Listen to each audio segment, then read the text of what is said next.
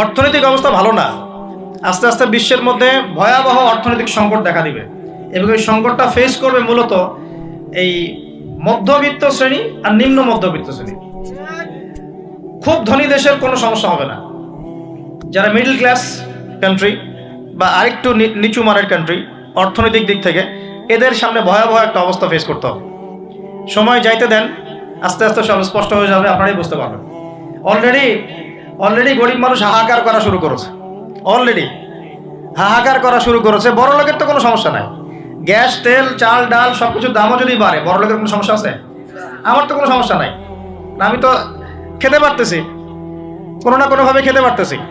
কিন্তু যে কৃষক, মজুর, শ্রমিক, হ্যাঁ, যারা গরিব মানুষ, এরা তো আমার মতো না। আমার জন্য 4 বার বিদ্যুতের দাম বাড়লে কোনো সমস্যা নাই। 1000, 1500, 2000, 3000 আপনি ইফোর্ট দিতে পারছেন, আপনার তো সমস্যা নাই। কিন্তু যে ব্যক্তির মাসিক আয় 3000 টাকা, সে কি করবে? সে তো ইফতার করতে বসে বদদোয়া করা শুরু করবে। এবার বহু মানুষ ইফতারির টেবিলে বসে আল্লাহর কাছে বদদোয়া করা শুরু করবে। এটা আমি অনেকদিন আগে বলেছি, কারণ এটা বলেছি বৈশ্বিক অর্থনৈতিক সংকটের কারণে। পুরো বিশ্বে একটা ইকোনমিক সংকট চলছে। এবং এই কথাগুলো যেগুলো বলছে, এগুলোর সাথে কিন্তু আমাদের ইসলামিক সমাজ ব্যবস্থা জড়িত আছে। আপনার দিকে আসতেছে। প্রথমে বোঝেন যে এটাও শিরকি একটা সিস্টেম চলতেছে। আর বিশ্বে যে শিরকটা চলতেছে বড়, সেটা আরো ভয়াবহ। সেটা কি? বিশ্বের যারা মোরল, যারা এখন বিশ্ব চালায়, তারা বলতেছে এক কথায় যে ধর্মের কোনো দরকার নাই।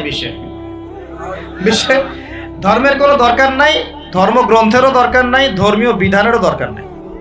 এই বিশ্ব চালাবো আমরা, বিশ্বের বিধান রচনা করব আমরা, বিশ্বকে পরিচালনা করার মূলনীতি বানাবো আমরা, বিশ্বের মানুষকে চালাবো আমরা। নাউজুবিল্লাহ বলছি ঠিকই, বিশ্ব চলছে এইভাবে। এখানে আল্লাহর আসমানি কিতাব, কোরআন, হাদিস, শরিয়া, ইসলামী সমাজ, এগুলো বুড়ান করছে। কেউ টাইম দেয় না। এগুলো মুখে মুখে বকধার্মিকতা দেখায়। জুমার দিনে এসে নামাজ পড়ে, ঈদের নামাজ পড়তে আসে, তারাবির নামাজ পড়তে আসে, দাড়ি রাখছে, পাগড়ি পড়ছে, এটা বকধার্মিকতা। আগে ভিতর ঠিক করতে হবে। তো ভিতরটা কি? ভিতরটা হচ্ছে তাবারাকাল্লাযী বিয়াদিহিল মুলক।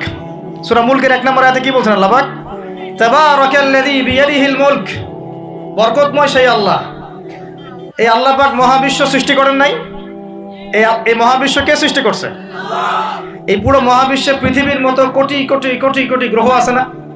আছে কি নাই? এই পুরো মহাবিশ্বে কার হুকুম চলে? ওই পুরো মহাবিশ্বে কি জিবরাইল আলাইহিস সালামের হুকুম চলে? আল্লাহর কোনো ফেরেশতার হুকুম চলে? কোনো নবীর হুকুম চলে?